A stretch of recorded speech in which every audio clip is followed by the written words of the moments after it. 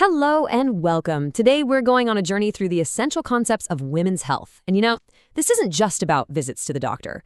It's really about getting to know your body, understanding its signals, and feeling empowered to take charge of your health at every single stage of your life. So here's our game plan. We're going to start with the absolute bedrock, preventative care. Then we'll get into decoding your menstrual cycle, navigating infections and STIs, exploring all the options for family planning, and finally, we'll talk about the transition into menopause. It's a complete roadmap. Let's get started. All right, let's dive right into our first section, preventative care. This is all about getting ahead of the curve. Seriously, think of this as your personal health toolkit. The whole point is prevention and catching things early, which, as we all know, almost always gives you the best possible outcome.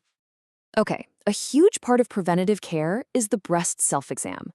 The whole goal here is just to learn what's normal for you, so you can immediately spot if something feels different. A great time to do this is about a week after your period starts, since your breasts are usually less tender then. And doing it in a few different ways, in front of a mirror, while you're lying down, and even in the shower, just helps you do a really thorough check. Next up is another absolutely crucial screening, the pap-smear. It's an incredible tool for finding precancerous changes on the cervix. Now, the guidelines are pretty specific. From age 21 to 29, it's recommended every 3 years. But then, from 30 to 65, it shifts to every 5 years. And this is because they add an HPV co-screening. So why the change?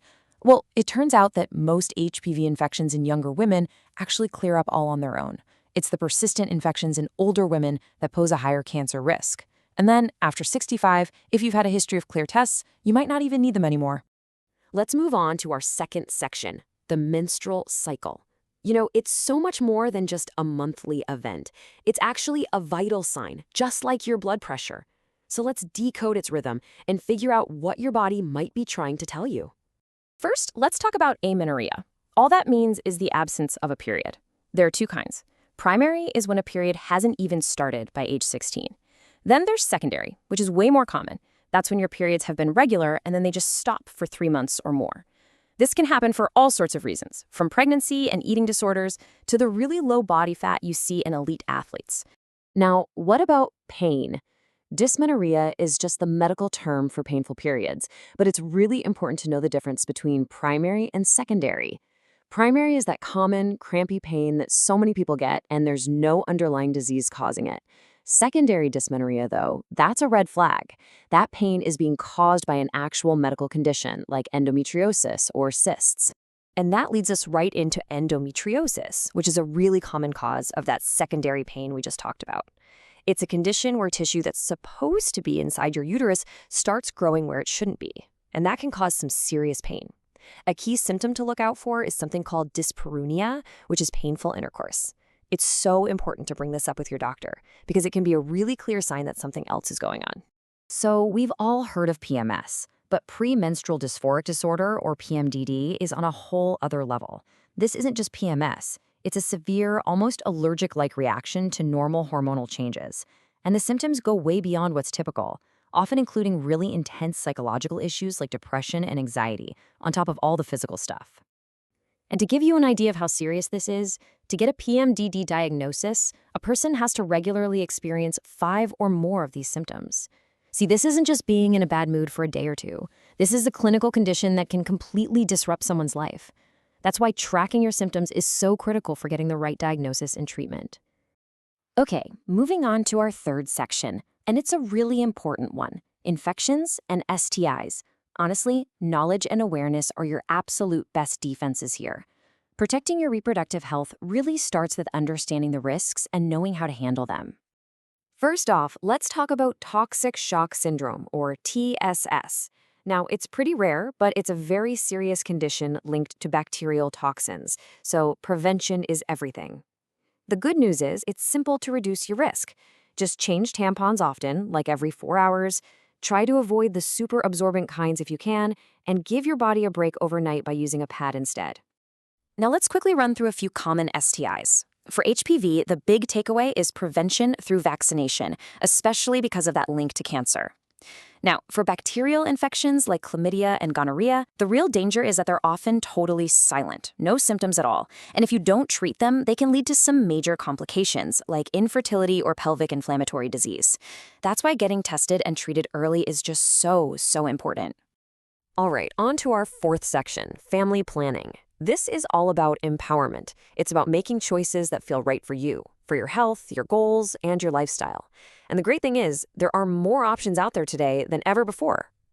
But before we even get into the options, we have to stop and talk about this critical warning. This is absolutely non-negotiable.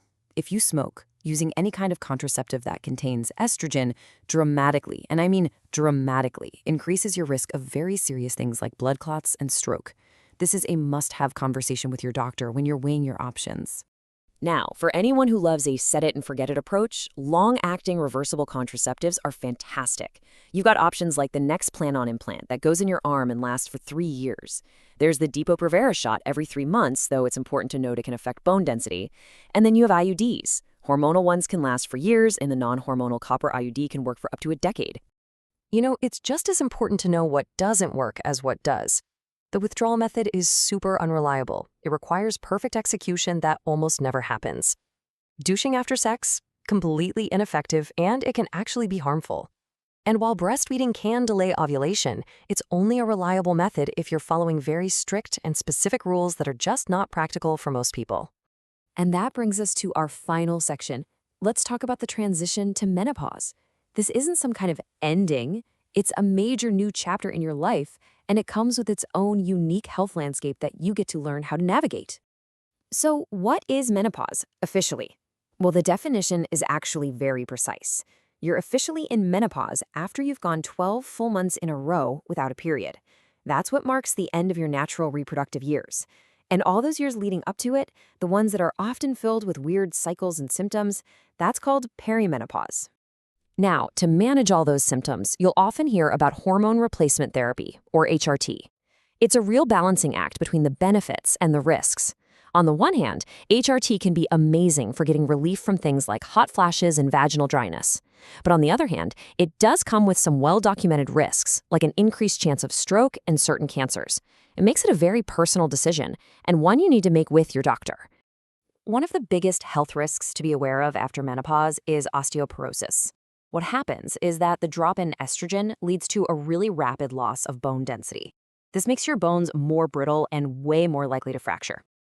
This is exactly why things like a diet with lots of calcium and doing weight-bearing exercises become even more important during this stage of life. As we age and estrogen levels drop, the pelvic floor muscles can weaken. This can lead to issues like urinary incontinence or even uterine prolapse. But the #1 intervention is actually pretty simple: Kegel exercises. Just by regularly contracting and then relaxing those muscles, you can strengthen your whole pelvic floor, which can prevent or improve these conditions. Wow, we have covered so much ground today, from that very first self-exam all the way through navigating menopause. Our hope is that you feel armed with knowledge and more confident. So we'll leave you with this final thought. Based on everything we talked about, what's one question you're going to bring to your next checkup to be your own best health advocate?